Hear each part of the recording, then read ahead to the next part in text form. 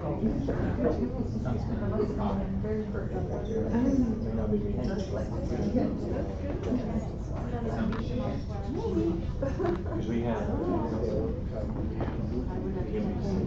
everyone, I'm Jose Domene, one of the faculty members here. Welcome to our Faculty of Education Colloquium Speaker Series. I just want to let you know a little bit about the format for the evening before I introduce our speaker. We will have Dr. Larsen present, and then there will be time here for questions and answers. After that, there will be a reception in room 225, one floor down, and down the corridor. There'll be tea and coffee, snacks, where you can engage with Dr. Larsen one-on-one. So yeah, please come to that. Otherwise, we'll have tons of leftover food that we won't know what to do with. And the event is being live streamed. So welcome to anybody who is on the internet watching us from far away. But we will shut down the live stream before the question and answer. So feel free to speak or yeah. Without further ado, let me please introduce Dr. Denise Larsen, who is visiting us all the way from Edmonton. Dr. Larsen is a professor of counseling psychology at the University of Alberta and director of Hope Studies Central.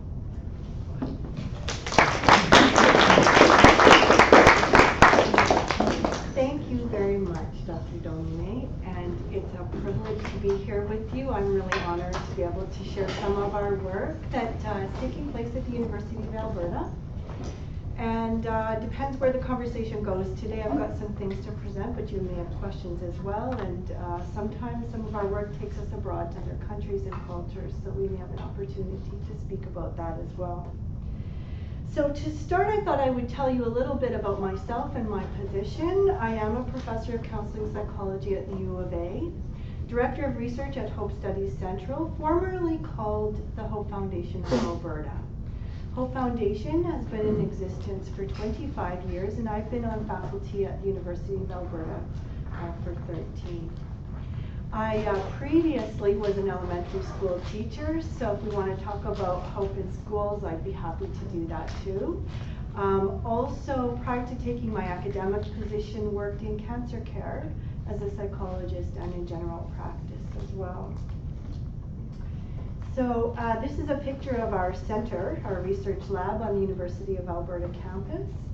And I guess the main thing that I want you to know in terms of our work there is that it all really focuses on application. You'll hear about some of the research tonight that tells you that hope is important in many facets of life. I always say that I accidentally became an academic. I'm a clinician at heart.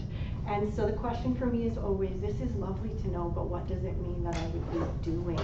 And how would that help people? So that's really where our research is centered, both in terms of psychology and in terms of the field of education and teaching. We have many graduate students who come to work with us at Hope Studies Central, and actually many visiting scholars from around the world as well. They come to us from various disciplines, including psychology, education, rehab medicine, so occupational therapy, nursing, and so forth. I thought I'd start this evening with a few what I call thumbnail definitions of hope. We have academic definitions of hope that are terrific if you want to operationalize hope and measure it, and we can talk about that in a moment. But those, to be perfectly honest, tend to leave, when I'm speaking to a public audience, leave people a bit cold. They're like, okay, that might be technically accurate, but that doesn't feel much like hope. We kind of lost the heart of it there. So a definition that I like to use that comes to us from my actual dissertation supervisor herself and the originator of Hope Foundation is, hope is the confident yet uncertain expectation of a future good, or to put it even more briefly as a thumbnail sketch, hope is the yes to life.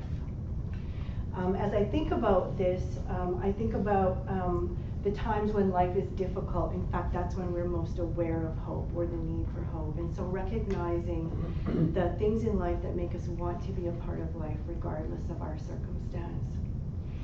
The way that I often sort of get people into the mode of even feeling that sense of hope is to think about a time, and I won't ask you to do this with anyone next to you or anything like that, but it's a little bit of a thought experiment to say, think about a time when things were really difficult and you might have just felt like you're hanging on by your fingernails, and somebody came by and they just said something that let you know they believed in you. That's a little hope boost, right? You feel it, it's actual visceral feeling like, yeah, I can keep going one more step. Or conversely, maybe a different circumstance, someone who might come along as we're just clinging on and say something. They might not even mean it the wrong way, but it just takes the wind right out of our sails, right? And you're going, wow, I so didn't need that right now. So we have a powerful impact on one another when we talk about hope. And we know what it feels like, actually, that physical, visceral feeling to hope. As I mentioned, there are scales to measure hope, and we can talk more about those if anyone's interested in that. These are helpful because they help us just point us, I think, in the direction of ways in which we understand that hope can be helpful. So there are several scales. I might just mention that through the counseling center here on campus, they've joined forces with Dr. Denise, myself, and many other researchers from across Canada who are developing a scale for hope specifically in counseling. So UNB and New Brunswick is very much a part of the development of that. In terms of previous research that's been done, we know that hope, and this is kind of a bold statement, but it really does hold true, that hope is related to better life outcomes in virtually all circumstances that have been measured. And if you want to look at some of those studies, I've got a website there that you can take a look at that's got a database of all the hope literature we've managed to amass in terms of reference lists and bibliographies. It contains over 4,000 references on hope. So hope research is really a burgeoning field right now. So getting back to that bold statement I just made, higher hope is associated with better psychologically, physically, and academically. It's related to lower levels of hope are related to higher depression. Higher hope is related to better educational outcomes, and I would mention that that's been found right from the elementary, the high school, through to the university levels. And interestingly enough, we've been doing some research with chronic pain. Higher hope is related to greater pain tolerance. For those of you who are working in the counseling or maybe social work fields, hope helps in adjusting to life difficulties. We know this from a myriad of research. Higher levels of hope predict which people are likely to improve most with counseling, which gives us a bit of a hint that one of the first things we might want to work on in therapy is what's happening for the client's hope, because that will also increase engagement. Now, given that most of that research, it was an overview admittedly, because we've got a short amount of time today, but that research was largely focused on adults, which might lead some of you who in the field of education are working with children to say, so if hope is so important to adulthood, what's happening for the kids? And what's happening developmentally to see that along for children? We're only just starting. I would say that research is in its infancy, but I thought I would share with you a smattering of certain studies that my doctoral students and I have been involved in. So when we first started doing work with kids in the schools and this developmental research, we ran into some naysayers who said, you know, hope is a very obtuse, difficult concept to wrap your head around. I don't think it's for kids. I don't think they can talk about it, right? I'm like, yeah, I don't think so, right? So certainly our work in the schools wouldn't support that contention. I've got a doctoral student by the name of Christine Iaboni who is just working with her dissertation research now, and she did photos. She had children 6 to 8 years old take photographs of anything that symbolized hope to them, and then had conversations with them about it, because of course we need to talk with children in the language that children understand, and that's often visual, right, pictorial. So I'll just tell you quickly about one very sort of simple picture, and her research will be forthcoming. But the first image that her first participant brought forward was the picture, a big picture of a potato. And so out of curiosity, of course, she asked, tell me about your potato. And he said, well, I was hoping for French fries that night.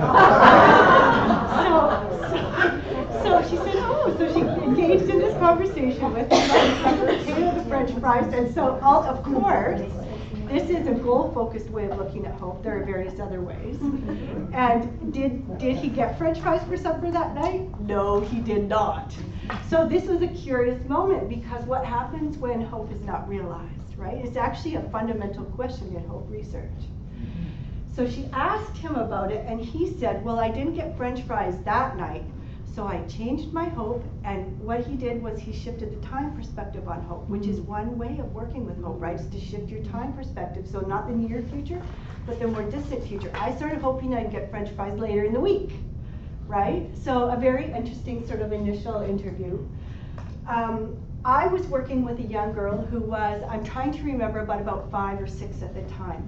She had a brother who'd been born with severe physical and developmental problems and airlifted rushed to the hospital. The family were seeing the little one through neonatal intensive care. Eventually got, he grew pediatric intensive care, and I thought, I've been seeing this family for quite some time. The curious thing is I've never asked the Civ, his older sister, about hope. So I said to her one day, I'm really curious if you know anything about hope. And she said, you're supposed to ask closed questions to little kids. Yeah, I do. I said, well, would you tell me about it? And she said, no, I won't. So I was like, well, that was really poor the way I set that up. Followed by, she said, but I could sing you a song about it. And she started singing, she made up a song on the spot, a long song that went, hope is a band-aid of love. Hope is a that was the recurring refrain. And so in her own way, she told me about what hope was, and she certainly knew. I have another doctoral student by the name of Rachel King, who for her master's research did research with 14 to 16-year-old adolescent girls. Girls who were, the sample was drawn from a Boys and Girls Club. And so these are kids who need a little support after school and so forth. And those girls had some fascinating things to say about hope, some very deep existential kind of commentary. One aspect or one theme that came out of that research, interestingly enough, she had the girls take photographs of hope as well and talk about it. One of the themes that did come out that she was more disappointed by was what she thought of as kind of a shallow orientation to hope. They would say things like, I hope for skinny jeans. And this, of course, worried my doctoral student and I, because this is kind of veering off towards body image questions and so forth. So I said to Rachel, have you asked the participants what they're hoping for if they get the skinny jeans? What's that about? What's the hope behind the skinny jeans? And so she went back to them and she started asking them about these so-called hopes that seem more shallow. And wouldn't you know, when they started to talk, they said, well, I'm hoping that I belong. I'm hoping that I get a boyfriend. I'm hoping I develop a relationship, right? The hopes beneath what looked shallow were deep, right? And very meaningful to the girls. So I think this is all very instructive to us as we learn about the developmental trajectory of hope. And it does make me wonder, and I've got the question up here, is it possible that over time we may lose touch with the part of ourselves that knows so much about hoping? Because clearly even the little ones can do things to work with hope when it's not realized, right?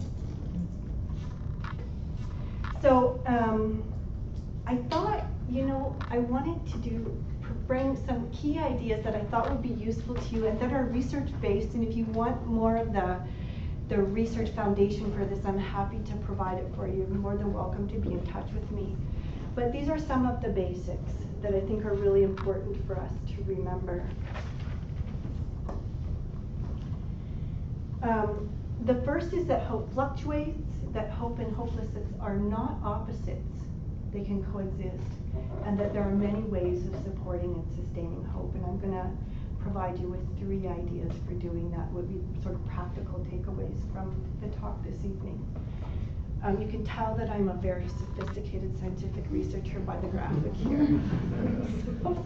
So the first thing I want to say is it's lovely to know that all these terrific outcomes in life are associated with high hope, but that can leave us worrying that what happens when we don't feel hopeful? What happens when hope is low? What happens when hope is threatened? Because it can leave us thinking that somehow we're destined for something not good, and that's just not true. The truth is that when we talk with people, hope fluctuates very naturally, right? And it happens, if you had a little hope chart with you during the day, and you just checked in every hour, it would just go like this. It's totally natural, understandable. In fact, we've done research with counseling psychologists in session and asked them to track what was happening. Different part of the research was what was happening for the clients, but we asked them to talk about what was happening to their own hope during session. And wouldn't you know, their hope is going like this during session. And you know how their hope is going largely like that in session? When they see indicators that look like something's going well for the client, they're hopeful, right? Because counselors want to make a difference. That's their whole sort of focus. So when things look like, when they see signs that look like it might not be going well, it dips, and it just kind of goes like this through session. So I think that's really normalizing, first of all, for us to know as clinicians. The second piece that I would say, and at this point it's only hints in the research, it's not that we have the full research to support this, we need to do more work, and that is that this was qualitative research, so small sample size. For the experienced clinicians in session, their hope fluctuated less. They described less downs and ups than the newer clinicians, right? The student clinicians, it was a lot more like this, which I think makes tons of sense, because what we've learned from the experienced clinicians is that they had a whole repertoire of ways of managing their own hope, attending to it and supporting it in session that the students didn't have yet, right? Like they would, eventually they'll develop it, but I think that's really important for students to recognize too, and it's normalizing for all of us to know that that's what seems to be happening for clinicians in session. The second kind of key idea is that we tend to think of hope and hopelessness on a continuum, and one's at one end and one's at the other.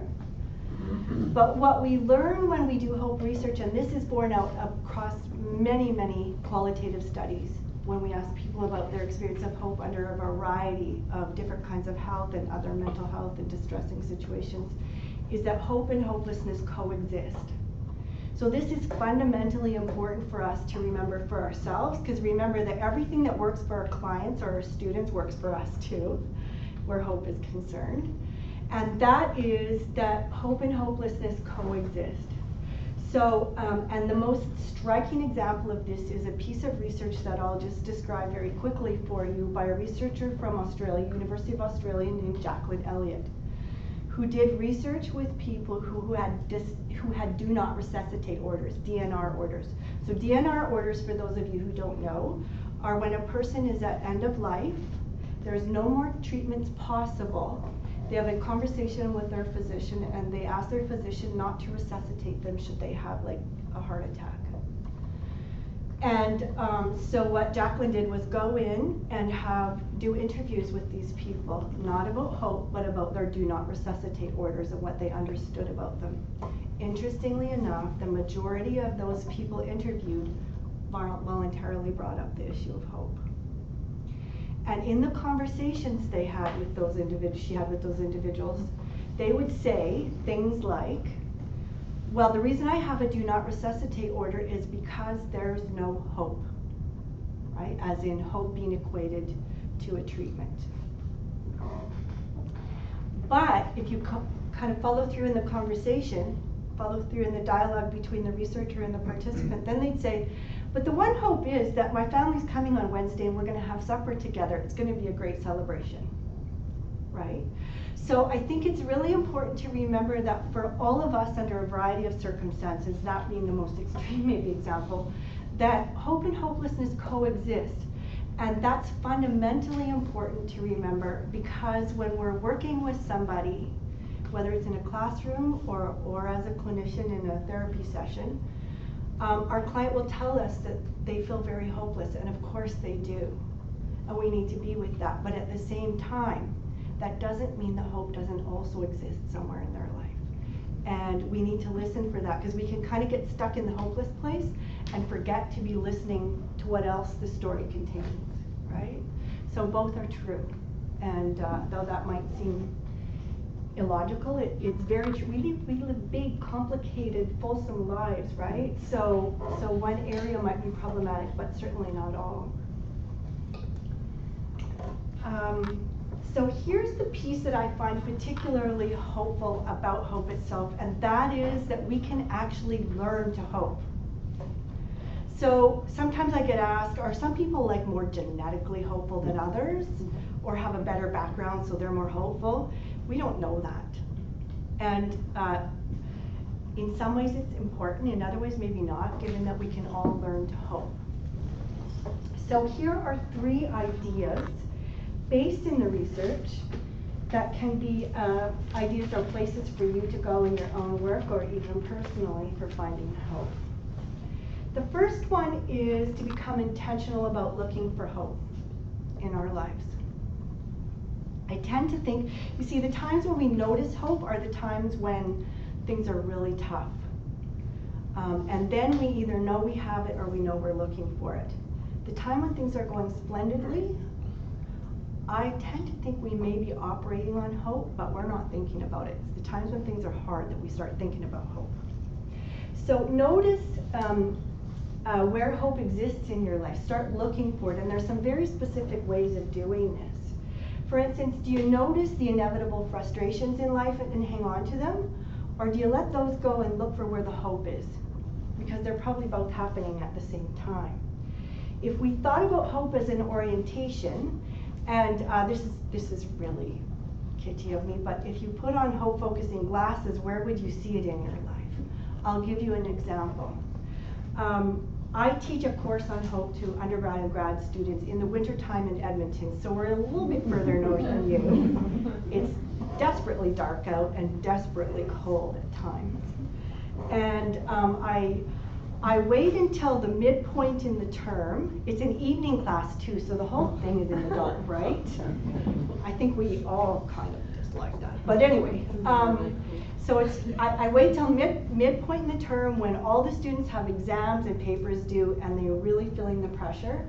And they come in during that midpoint class and I say to them, okay, what I want you to start with class with today is I want you can do this alone, you can do it in pairs or groups, I don't care.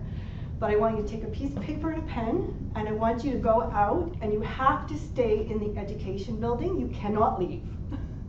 And I want you to find 20 things that symbolize hope to you. And they all look at me like I'm nuts, because they're really bleary-eyed and tired and stressed out, right? And I'm like, no, you can do this. I totally believe you can do this. And by the way, I just throw this in. You can't use the cafeteria, right? So they head out. Some of them do it together. I said, you can both put the same thing on your list if it's helpful for both of you. And I give them a very short time period. I give them like 15 minutes to find 20 things. They come back to class, and almost always they've all found 20 things. Occasionally it's like 15 or 10 things. It doesn't really matter, does it? And then we have a conversation about how when you choose to be hopeful, you can find hope. There are places of hope. And it doesn't matter what the objects are, they have a story about why whatever they chose was hopeful, right? It's meaningful to them. So that's an example of paying attention to what we pay attention to and making choices. The second way of finding hope is to remember, we do a lot of work on the language of hope at Hope Studies Central. But there are avenues of finding hope that are less about the language. Sometimes it's very hard to talk about hope. You know, if I'd started the talk today by saying, you know, what's your personal definition of hope? Well, you'd have felt put on the spot, but it's also like really challenging to do. But if I'd said, get your cell phone out and find an image in your picture gallery on your phone that symbolizes hope for you, that might have been much easier.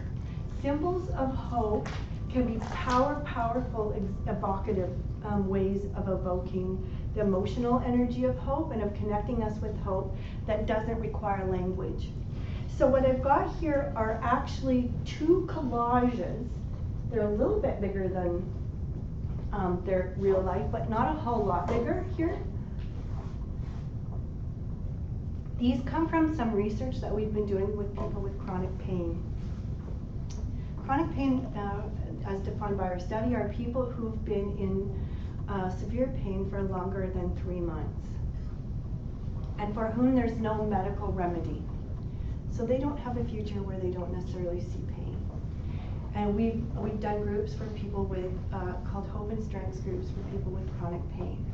Our notion, because we have good psychological treatments to help them with it, and we've got medical treatments, has not been to reduce the experience of pain, but to enhance the sense of well-being and hope in the face of pain.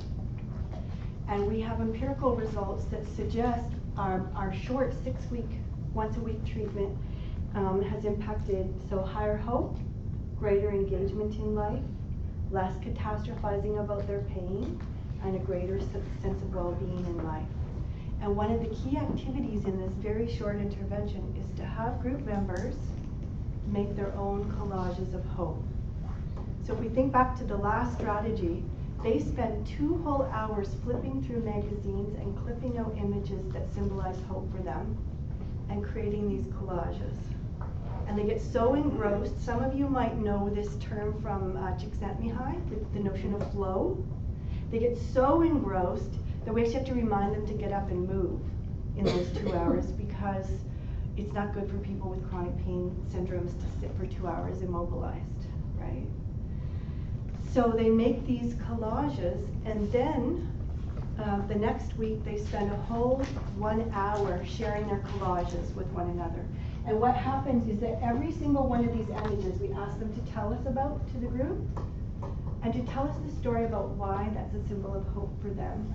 And what we notice is it recruits all kinds of positive memories and emotions, not just hope. It recruits all kinds of them.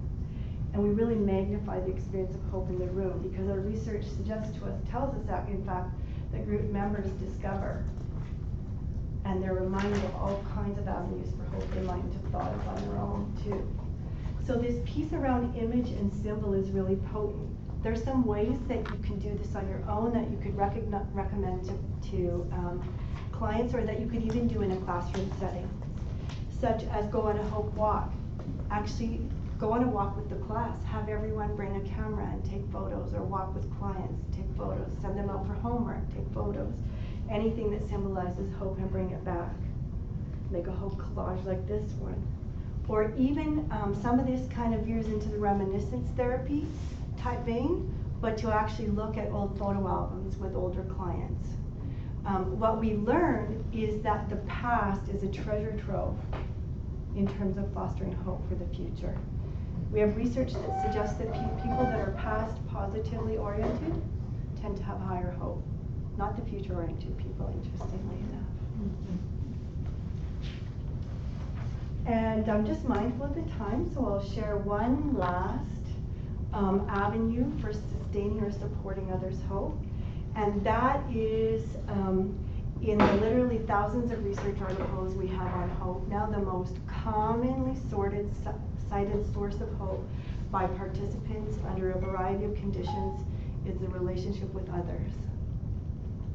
So this is fundamentally important to us, and this one isn't really a shocker to most of us, but what is kind of interesting and hasn't been pointed to before is that not only is relationship important for a lot of other reasons, it's actually a source of hope in the moment for our clients. So when we're working with clients and we're having difficulty finding hope in a variety of other avenues, the fact that we have a good working relationship with them is a source of hope in itself. Our research with clients, we actually asked clients, where's the hope in your therapy session today? And they said, it's with that person, it's with my client or with my therapist.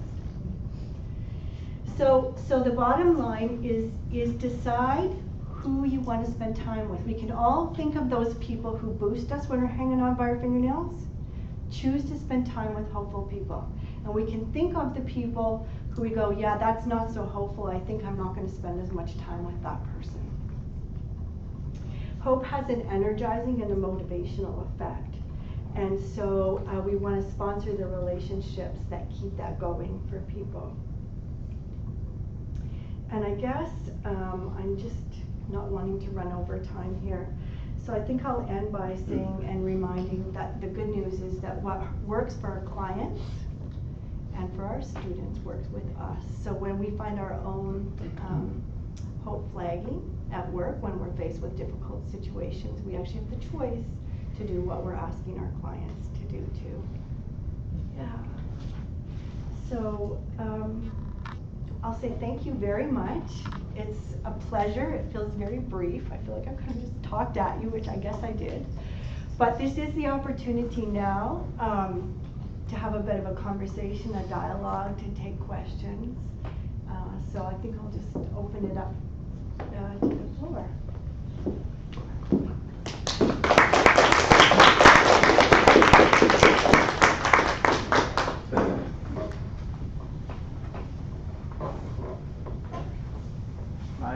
Thanks very much for your presentation.